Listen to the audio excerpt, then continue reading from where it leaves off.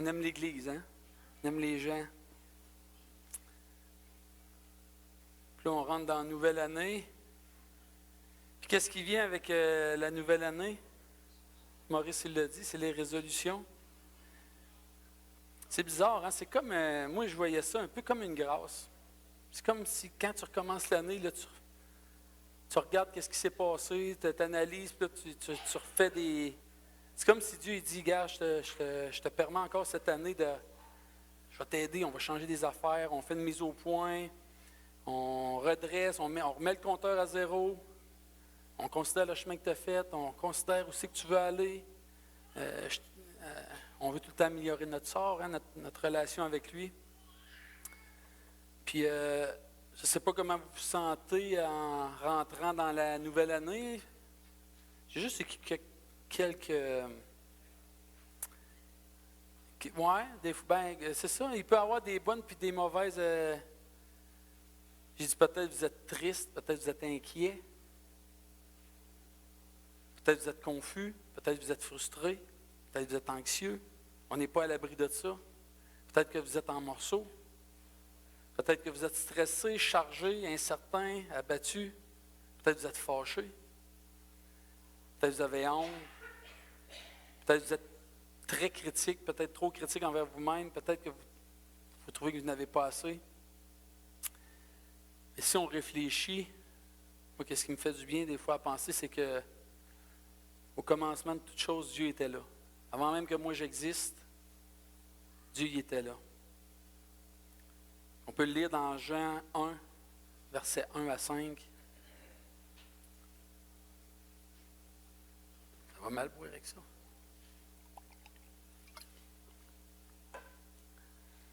Au commencement était la parole, et la parole était avec Dieu. Et la parole était Dieu. Elle était au commencement avec Dieu. Toutes choses ont été faites par elle, et rien de ce qui a été fait n'a été fait sans elle. Elle était la vie, et la vie était la lumière des hommes. La lumière, lui, dans les ténèbres, et les ténèbres ne l'ont point reçue. Je vais lire quelques autres versets juste pour, dans 1 Jean 4, 19. Pour nous, nous l'aimons parce qu'il nous a aimés le premier. Ça aussi, c'est rassurant. Il n'a pas attendu qu'on aille vers lui, il n'a pas attendu qu'on soit beau, fin, gentil, puis qu'on se repente de tous nos péchés, puis ou qu'on change. Moi, au début, je pensais à ça, mais il faut que je change ça, puis après ça, je vais aller à lui. Il faut que je change ça, puis Dieu dit non, il faut que tu viennes à moi tel que tu es. Fait il nous a aimés le premier. Romains 5, 8, mais Dieu prouve son amour envers nous, en ce que lorsque nous étions encore des pécheurs, Christ est mort pour nous. Dieu n'a pas entendu que Adam et Ève se repentent quand il est rentré dans le jardin, qu'il les a confrontés avec leur erreur. Tout de suite en partant, il a dit, j'ai déjà un plan. Il y avait déjà un plan en rentrant dans le jardin.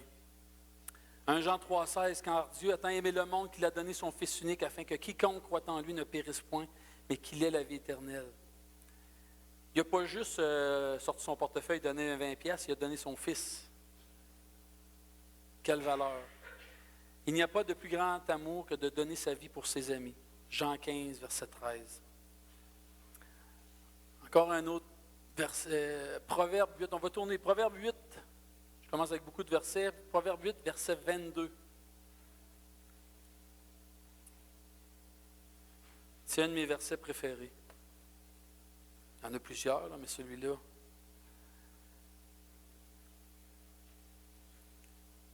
Moi, je dis c'est le verset qui parle de Jésus, qui parle de Christ. L'Éternel m'a créé la première de ses œuvres.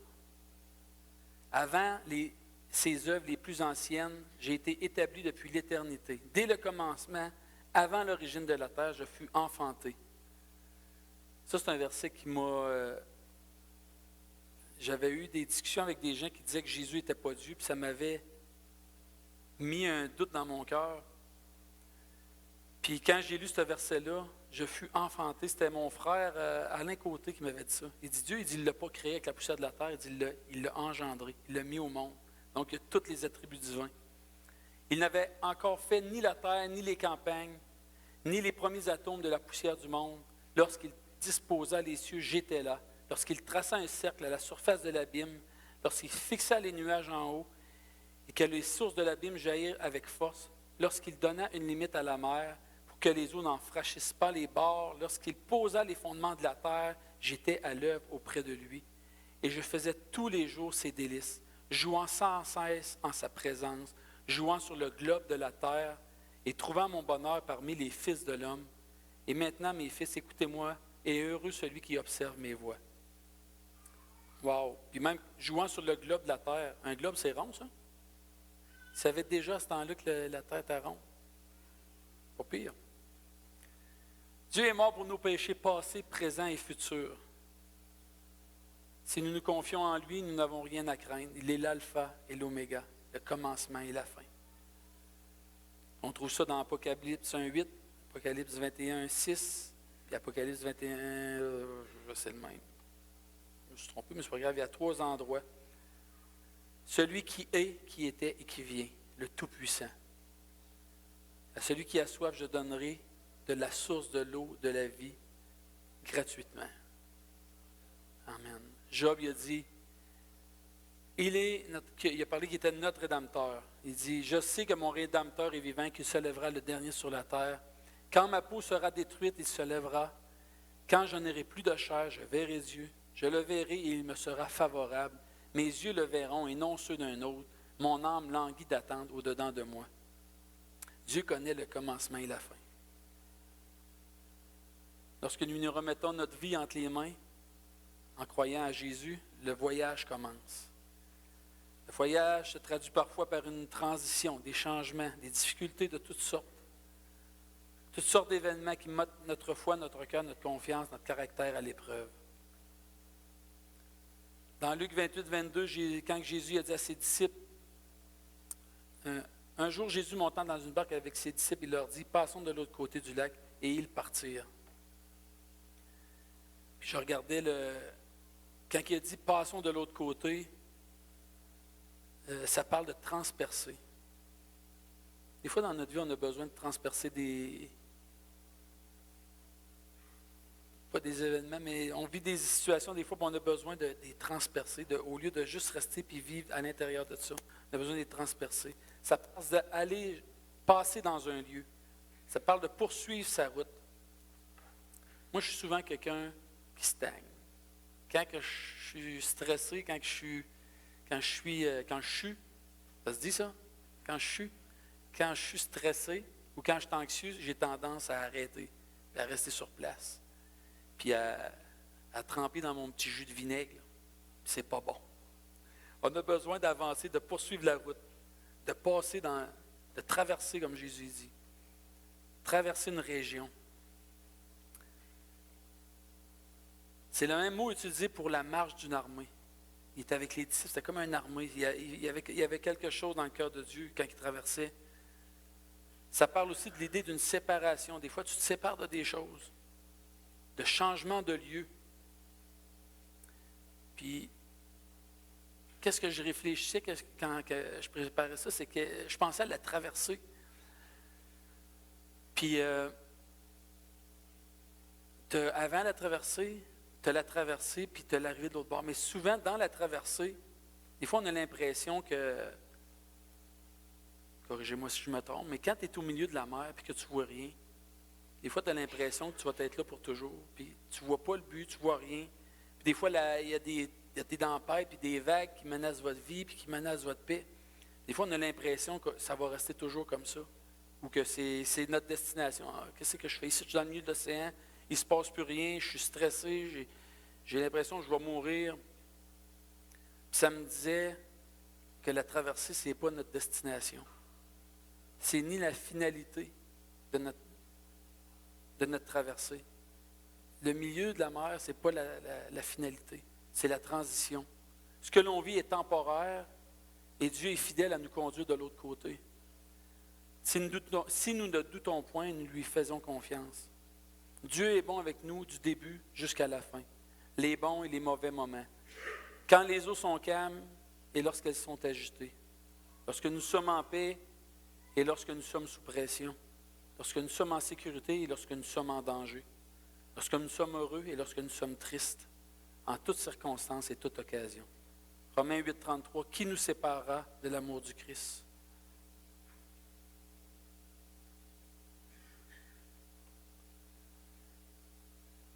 Puis en pensant à ça, faites-vous ça, vous autres, essayez d'aider vos enfants à comprendre comment ils se sentent ou à identifier leurs émotions.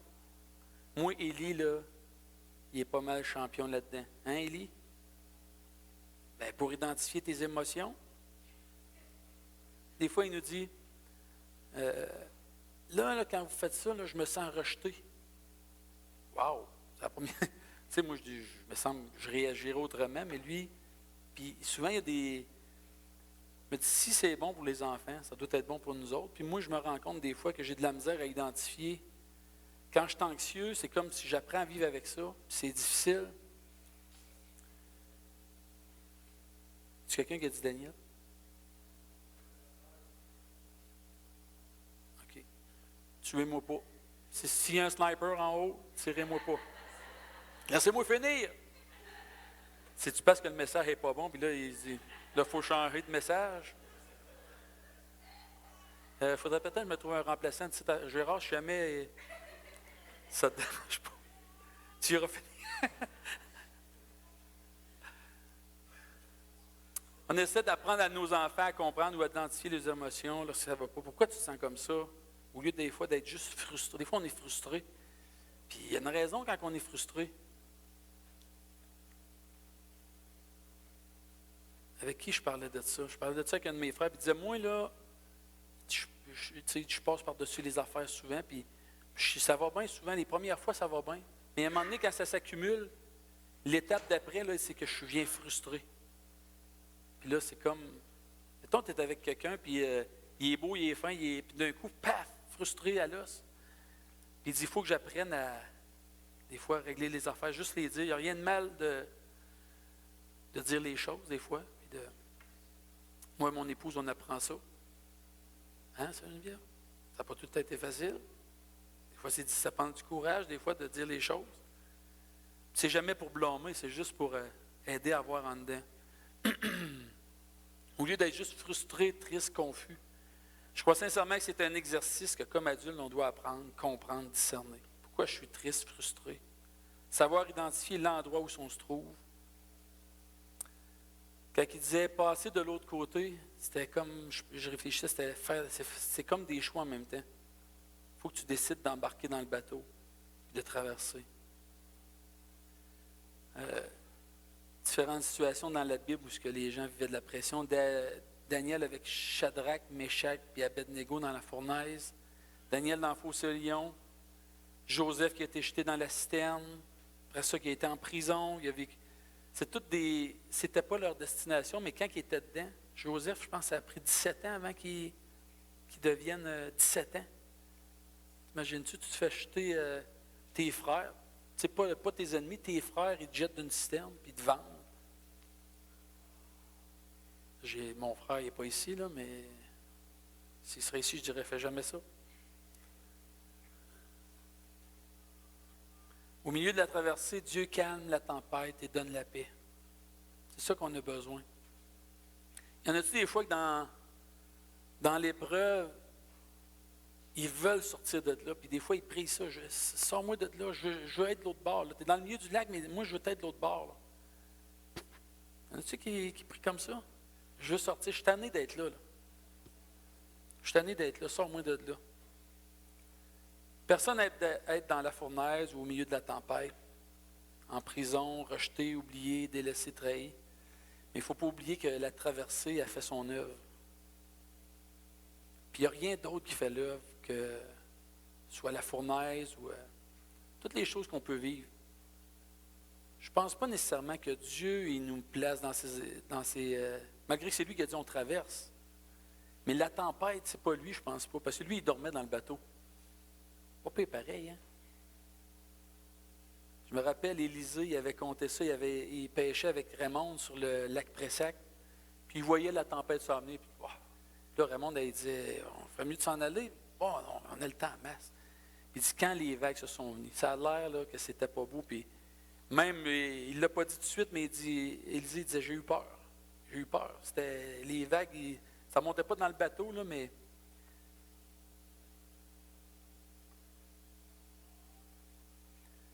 La situation inconfortable qu'on est dedans a fait son œuvre. Puis c'est bon de savoir ça. Puis là, Dieu, quand il nous donne la paix au travers de la tempête, des fois, on sent encore la pression. Mais si on sait que c'est... Vous savez, Jésus a dit... c'est pas Jésus, c'est pas vrai. Quand il dit que notre foi est plus précieuse que l'or périssable. Je vais aller le lire. Ouvrir. Vous aimez, c'est dans 1 Pierre 1. On peut tourner ensemble. 1 Pierre 1. À partir du verset 2.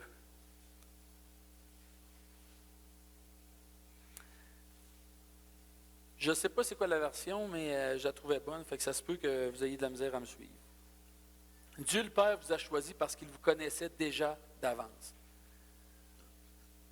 Il a pris garde à vous et vous a destiné conformément à son plan à être transformé par l'Esprit, afin d'être capable d'obéir à Jésus-Christ et d'être purifié par l'aspersion de son sang.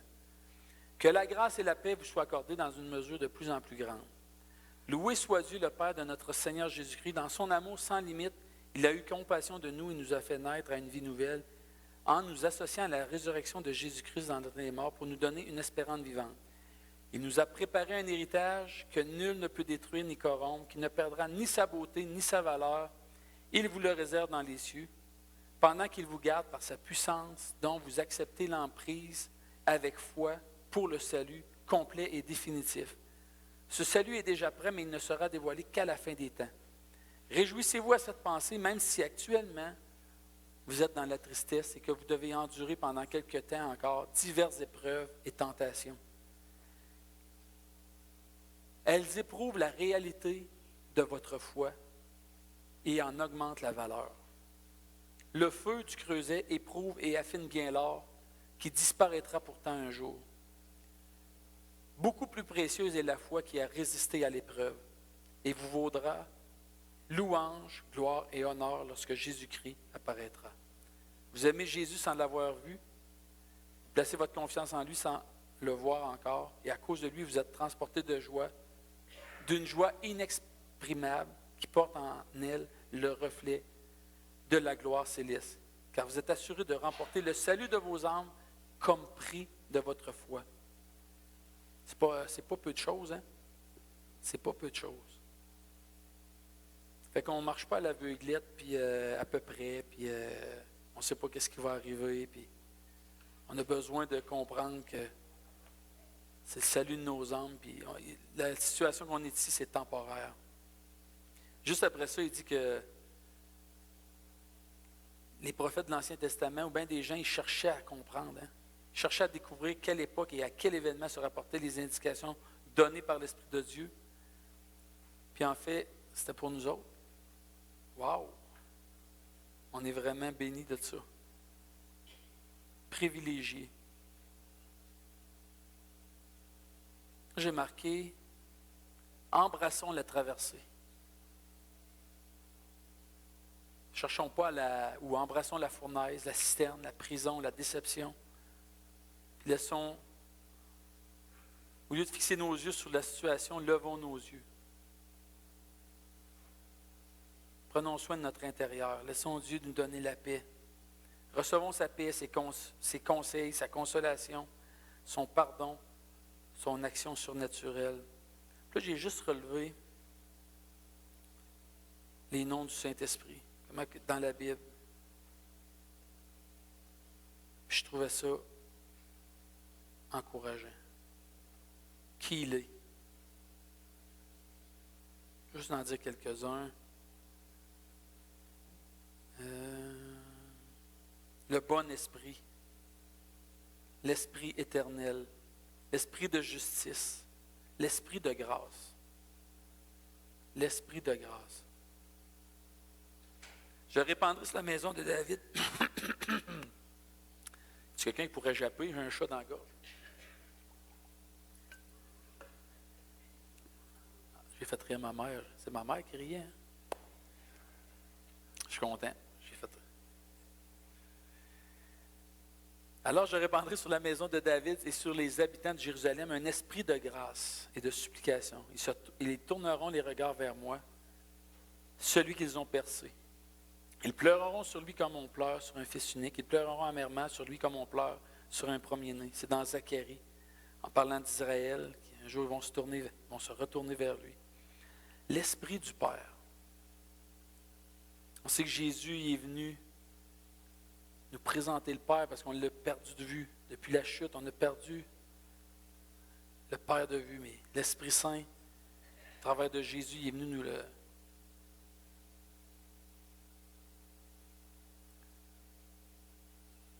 Le Saint-Esprit de Dieu. L'Esprit de Dieu. L'Esprit de notre Dieu. L'Esprit du Dieu vivant. L'Esprit du Seigneur. L'Esprit de celui qui a ressuscité Jésus. L'Esprit du Fils. Parce que vous êtes fils, Dieu a envoyé dans nos cœurs l'Esprit de son Fils, lequel crie « Abba, Père ». L'Esprit de Christ. Pour vous, vous ne vivez pas selon la chair, mais selon l'Esprit. Si de moins l'Esprit de Dieu habite en vous. Si quelqu'un n'a pas l'Esprit du Christ, il ne lui appartient pas. Le souffle du Tout-Puissant. Oh! L'esprit d'adoption. L'esprit d'adoption. C'est la réalité du royaume, hein? Quand on vit d'autres choses que ça, c'est là qu'il faut aller à lui et dire, c'est quoi, qu'est-ce qui se passe? J'ai besoin de comprendre, j'ai besoin que tu changes ça. L'esprit de l'affranchissement ou l'esprit de liberté, qui nous libère, l'esprit de vie, l'esprit de révélation, le consolateur, l'esprit de force. Ce n'est pas un esprit de timidité que Dieu nous a donné, mais un esprit de force. L'esprit d'amour. Ce n'est pas un esprit de timidité que Dieu nous a donné, mais un esprit d'amour. L'esprit de sagesse. C'est le même verset. Une lampe ardente qui nous éclaire. Un esprit d'intelligence. Un esprit de conseil. Un esprit de crainte de l'Éternel.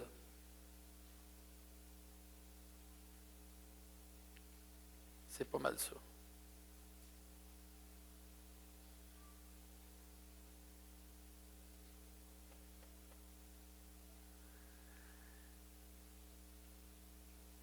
Reçois ce que tu as besoin. Qu'est-ce que tu as besoin aujourd'hui? Dieu, qu'est-ce qu'il veut par-dessus tout? C'est notre cœur. Hein? C'est pas qu'il ne s'intéresse pas à ce qu'on fait, mais si on est tout croche en dedans ou si on n'est pas bien en dedans, on dit tout le temps qu'il faut travailler à la racine. Mais Dieu, c'est notre cœur qui veut toucher. Il veut qu'on le connaisse, puis il veut qu'on soit connu de lui. Vous savez, on a fait ci, on a fait ça, puis on a chassé des démons, puis je ne vous connais pas. Donc, qu'est-ce qu'on fait, ce n'est pas vraiment important. Il veut te guérir, il veut te redresser, il veut t'aligner, il veut te restaurer. Il veut rallumer la flamme, il veut te conseiller. Ne jamais oublier que ce que tu vis de difficile n'est pas ton identité. Si tu vis de la honte, tu n'es pas une honte. Tu peux en vivre de la honte, par exemple. Mais Dieu veut l'enlever. On a tous nos combats et nos épreuves. C'est quoi ton épreuve aujourd'hui? Marquer 3 points, c'est de... Il ne faut pas nier qu'est-ce qu'on vit. Des fois, moi, j'ai... Un peu comme la mort, tu sais, des fois, tu ne veux pas parler de la mort parce que ça fait peur. Quand mon grand-père un petit peu avant que mon grand-père décède, j'avais été le voir, puis j'avais demandé, avez-vous peur de mourir, grand-père?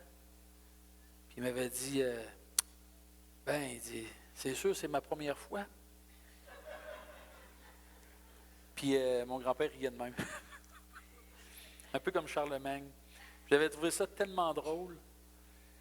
Mais il était vulnérable. Puis on avait prié ensemble.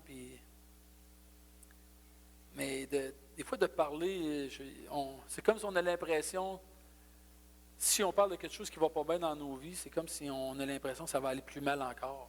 Et c'est pas vrai. Être honnête avec soi-même. Nommer les choses telles qu'elles sont.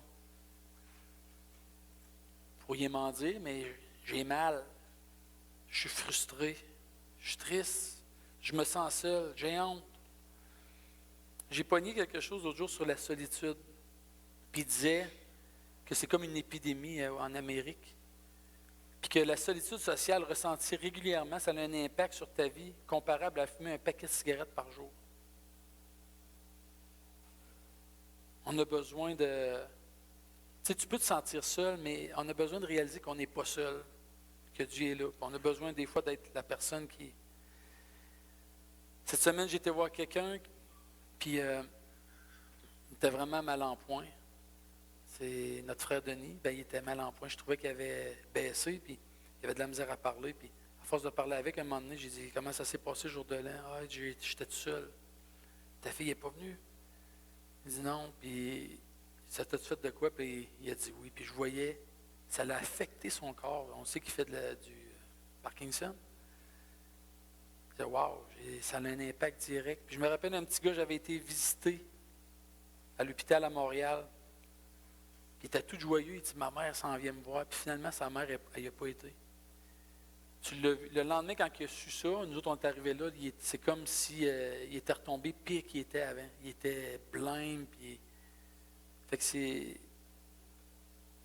Des choses, des fois, qu'on vit dans nos vies, c'est pire que fumer de la cigarette. Fait que, demain, on se met tout à fumer. C'est pas si grave que ça. Donne tes fardeaux au Seigneur et il te donnera du repos. Là, il y a une liste ici, douleur, blessure, dépression, colère, orgueil, la honte, la dépendance, la culpabilité. Quoi? La culpabilité, les traumatismes, la maladie, les mauvais souvenirs, le découragement, la haine, la trahison, la confusion, les échecs. Ne perdez pas votre confiance. Grâce à elle, vous recevrez une grande récompense. Vous avez besoin de patience pour faire ce que Dieu veut et obtenir ce qu'il promet. En effet, les livres saints disent « Encore un peu de temps, très peu de temps, et celui qui vient sera là. Il va venir bientôt. » Dieu dit « Celui qui croit en moi est juste, et par là, il aura la vie. Mais s'il retourne en arrière, je ne mettrai plus ma joie en lui. » Nous ne faisons pas partie de ceux qui s'y retournent en arrière, mais de ceux qui... Je recule, je recommence. Nous ne faisons pas partie de ceux qui retournent en arrière et qui se perdent. Nous croyons en Dieu et nous serons sauvés. Amen.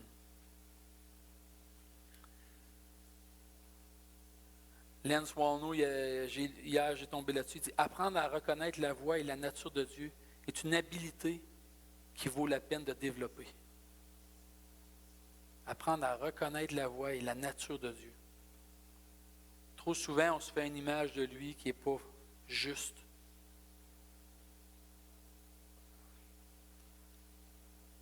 Puis je vais juste relever, on peut tourner dans un Chronique. Il n'en reste plus bien. Vous n'êtes pas trop découragés? Vous êtes bien mieux. 1 Chronique 28, 9. C'est David qui parle à son fils Salomon puis qui donne un conseil, des conseils.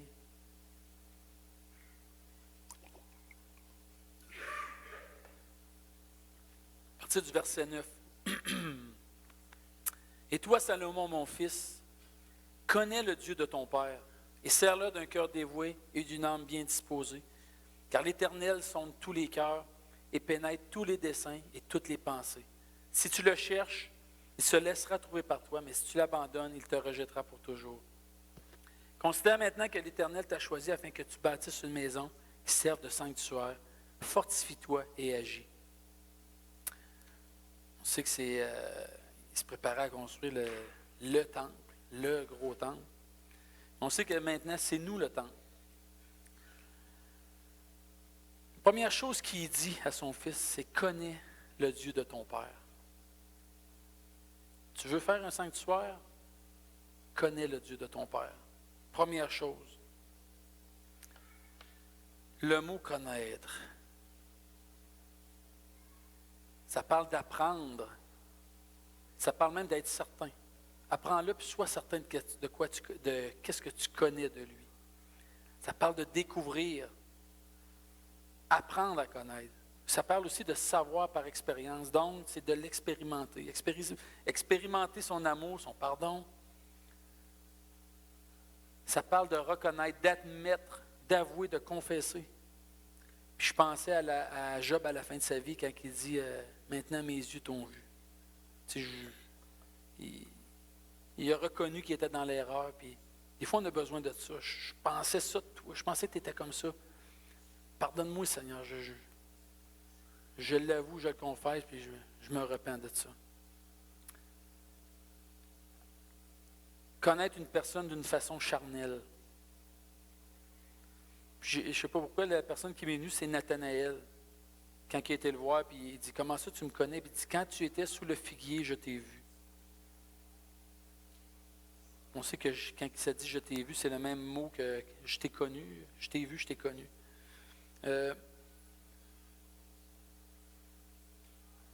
Devenir connu. Lorsque tu apprends à connaître le Père Céleste, lorsque tu agis bien, dans la confiance, Dieu te révèle aux autres. Dieu se révèle à toi, puis il te révèle aux autres. Il dit, après ça, c'est apprends à le connaître, puis après ça, sers-le d'un cœur dévoué et bien disposé. Dévoué, ça parle de soumission. Sois soumis. Sois lui soumis. Ça parle aussi d'accomplir un labeur. Ça veut dire que ce n'est pas toujours facile.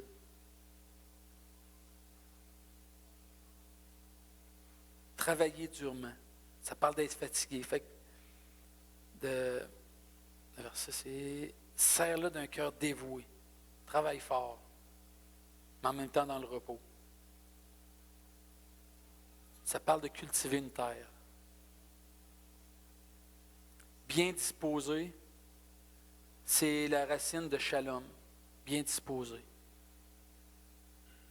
D'un cœur dévoué et bien disposé. Fait que travaille dur, mais soit paisible, à son compte, entier, avec intégrité, sincère, dévoué, bien disposé, en paix. Ça parle de l'alliance de paix de l'esprit. Parfait, complet. Travaille dur, mais sois en paix. Car l'Éternel sonde les cœurs. Ça dit qu'il cherche, il s'informe, il y a un souci de toi. Il te sonde, pas dans le sens de te prendre en défaut, là, tu sais, il est caché sur le bord. Ah ah! Fais-moi des bris. Mais c'est vraiment, vous savez, le chant Reckless Love. L'amour incroyable, amour, je ne me souviens plus. Puis dans le chant, il dit que Dieu, il nous poursuit. Puis c'est un petit peu comme ça que je vois ça. L'Éternel sonde les cœurs, l'Éternel te cherche, il s'informe de toi, il y a un souci pour toi. C'est aussi dans un sens de redevabilité. Il pénètre tous les desseins. Il passe en revue. Il discerne. Il considère. Il regarde. Les desseins. Ça parle de... C'est drôle, hein, c'est le même mot que potier, le mot potier. C'est le but, c'est les dispositions, les sentiments, les pensées. Ça parle d'un vase. Les desseins et les pensées. Les désirs, les plans. Il pénètre tout ça. Dans le fond, Dieu, il va avoir accès à ce que tu penses, à ce qui se passe en dedans de toi. On n'est pas toujours... on n'aime pas toujours ça, hein, de s'ouvrir. Puis quand ça va bien, oui, regarde ça, Seigneur, qu'est-ce que j'ai fait? Mais quand on vit des choses difficiles, des fois, c'est dur de s'ouvrir, mais Dieu, il veut pénétrer ça. Il veut qu'on y rouvre notre cœur. Martin Luther, il a dit, « La véritable grandeur d'un homme ne se mesure pas à des moments où il est à son aise, mais lorsqu'il traverse une période de controverse et de défi. Il faut accepter les déceptions passagères, mais conserver l'espoir pour l'éternité. » Puis juste vu un petit mot de Samuel Gingras, le fils à Luc. J'ai tombé là-dessus ici hier, puis ça allait qu'est-ce que je veux avec mon message. À tous les jours, le futur est entre tes mains, car Dieu le Père t'a donné le présent, là où tu fais chaque choix. Parfois, tu prends des bons, parfois, tu prends des moins bons choix, mais ils sont tous à toi, car l'amour donne le choix. 2020 sera ce que tu décides d'en faire, alors prends ce temps pour marcher et même courir sans être le roi ou la reine, mais laisse Jésus régner sur toi. Amen.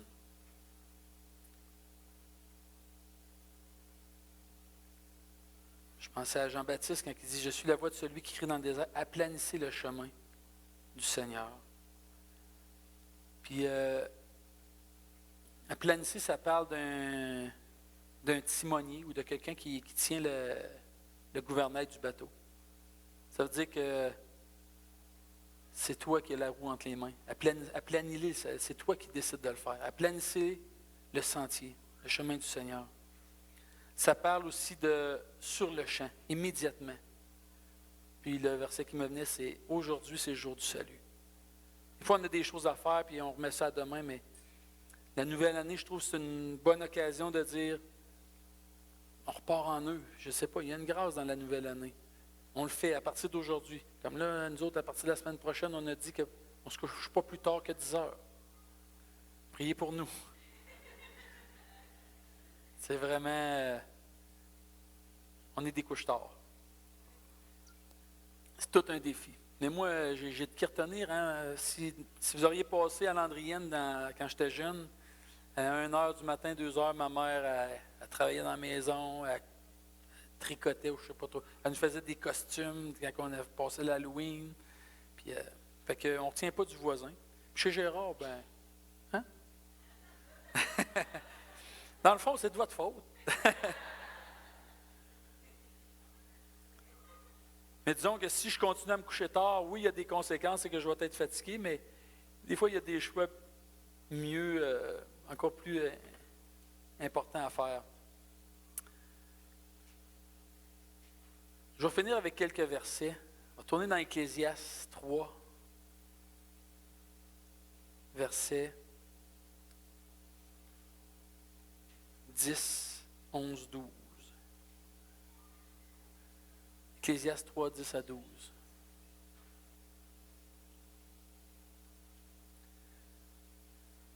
Tout le monde est rendu? J'ai vu à quelle occupation Dieu soumet les fils de l'homme. Il fait toutes bonnes choses en son temps. Même il a mis dans le cœur la pensée de l'éternité, bien que l'homme ne puisse pas saisir l'œuvre que Dieu fait, du commencement jusqu'à la fin. J'ai connu qu'il n'y a de bonheur pour eux qu'à se réjouir et à se donner du bien-être pendant leur vie. Et le verset clé, c'est « Il fait toutes bonnes choses en son temps ». Puis il dit aussi qu'on ne peut pas toujours saisir l'œuvre que Dieu fait, du commencement jusqu'à la fin. Mais il fait l'œuvre du commencement jusqu'à la fin. Lamentation 3, versets 21 à 26. Lamentation 3, versets 21 à 26. Voici ce que je veux repasser en mon cœur, ce qui me donnera de l'espérance. Les bontés de l'Éternel ne sont pas épuisées. Ses compassions ne sont pas à leur terme. Elles se renouvellent le 1er janvier.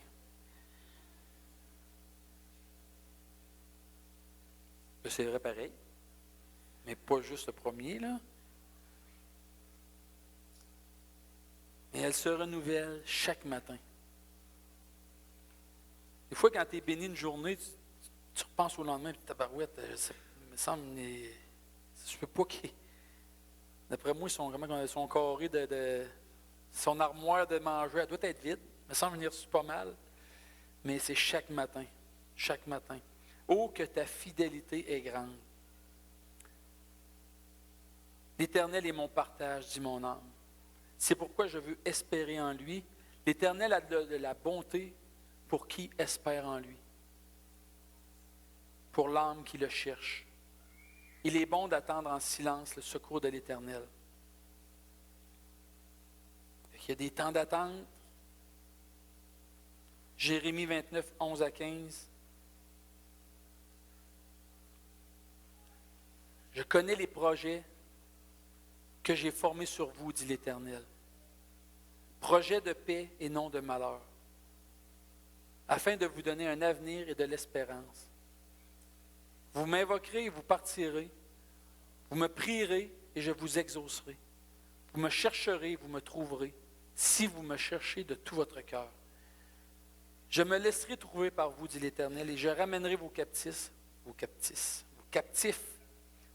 faut que je vais dans la bouche. Je vous rassemblerai de toutes les nations et de tous les lieux où je vous ai dispersés.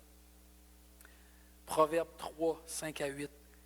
Confie-toi en l'Éternel de tout ton cœur et ne t'appuie pas sur ta sagesse. Reconnais-le dans toutes tes voies et il aplanira tes sentiers. Oh!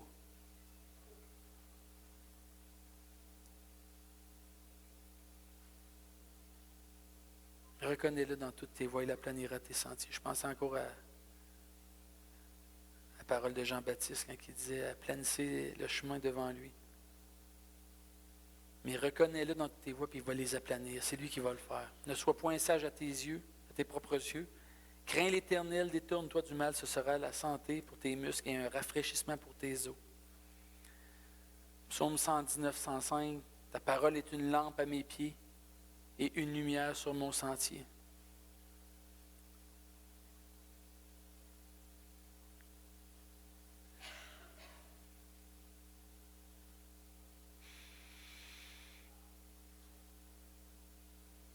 Jean 14, je vais le lire, Jean 14. Que votre cœur ne se trouble point. Croyez en Dieu et croyez en moi. Il y a plusieurs demeures dans la maison de mon Père. Si cela n'était pas, je vous l'aurais dit. Je vais vous préparer une place, et lorsque je m'en serai allé, et que je vous aurai préparé une place, je reviendrai et je vous prendrai avec moi, afin que là où je suis, vous y soyez aussi. Vous savez où je vais, et vous en savez le chemin. Thomas lui dit, « Seigneur, nous ne savons pas où tu vas. Comment pouvons-nous en savoir le chemin? » Jésus lui dit, « Je suis le chemin, la vérité et la vie. Nul ne vient au Père que par moi. Si vous me connaissez, vous connaîtriez aussi mon Père, et dès maintenant, vous le connaissez, vous l'avez vu. » Philippe lui dit, « Seigneur, montre-nous le Père, et cela nous suffit. » Pourtant, il venait de le dire. Voyons que c'est... Il vient de te le dire. Il me semble que j'aurais été à côté. Ou Éric aurait été à côté. Il a dit, il vient de te le dire. T'écoutes pas. Jésus lui dit, il y a si longtemps que je suis avec vous, tu ne m'as pas connu, Philippe. Celui qui m'a vu a vu le Père. Comment dis-tu, montre-nous le Père? Ne crois-tu pas que je suis dans le Père et que le Père est en moi? Les paroles que je vous ai dites, je ne les dis pas de moi-même, mais le Père qui demeure en moi, c'est lui qui fait les œuvres. Ouh! Si vous demeurez en moi et que mes paroles demeurent en vous, demandez ce que vous voudrez, et cela vous sera accordé. Si vous portez beaucoup de fruits, c'est ainsi que mon Père sera glorifié, et que vous serez mes disciples. Comme le Père m'a aimé, je vous ai aussi aimé. Demeurez dans mon amour. Vous savez, individuellement, mais aussi collectivement, on a besoin de grandir dans cette intimité-là, puis dans cette connaissance de Dieu, du Père. Si on veut faire une différence dans notre ville ou dans nos familles, on a besoin d'enlever le plafond qu'on a en haut, puis dire, c'est quoi la limite que j'ai de le connaître? On sait que dans Éphésiens, ça dit qu'on puisse connaître la hauteur, la profondeur et la largeur de son amour.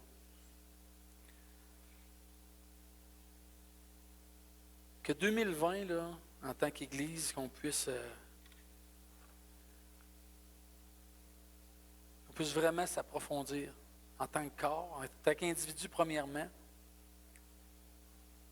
puis le connaître réellement. Puis j'ai vraiment l'impression que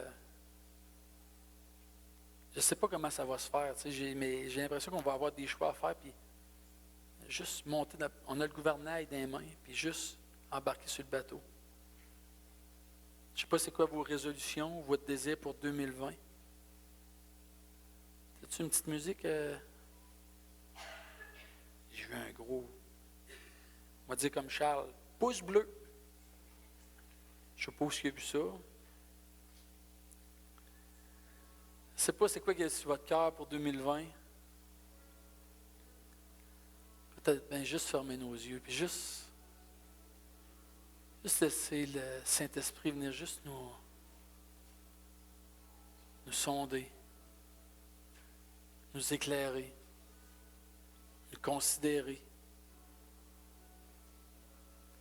Peut-être qu'il y a des choses aussi qu'on veut lui dire.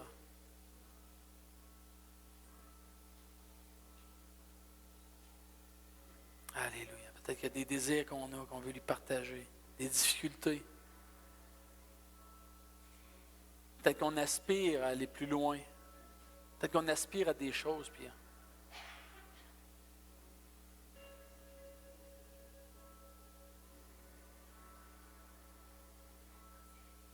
Père, on vient devant toi aujourd'hui. Alléluia. C'est qu'avec toi, le meilleur est à venir, Seigneur. Tu ne nous abandonnes pas. On peut regarder en avant. Tu es la lumière. Les ténèbres ne l'ont pas reçu. Que 2020, ce soit une année, Seigneur, où on va faire des pas vers toi, vers ta connaissance. Est-ce qu'on va expérimenter encore plus ta paix, ton amour, ta grâce. Alléluia. Aide-nous à rentrer dans notre destinée en tant que personne, mais aussi en tant que corps. Oh! Seigneur, on veut saisir l'opportunité que tu vas mettre devant nous. Oh! On veut saisir l'opportunité que tu vas mettre devant nous, Père. Alléluia. Qu'on puisse prendre soin les uns des autres. Qu'on puisse s'ouvrir, Seigneur, les uns aux autres. S'ouvrir à toi, Seigneur. Nommer les choses telles qu'elles sont.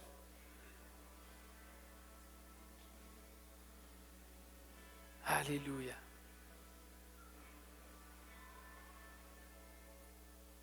Alléluia.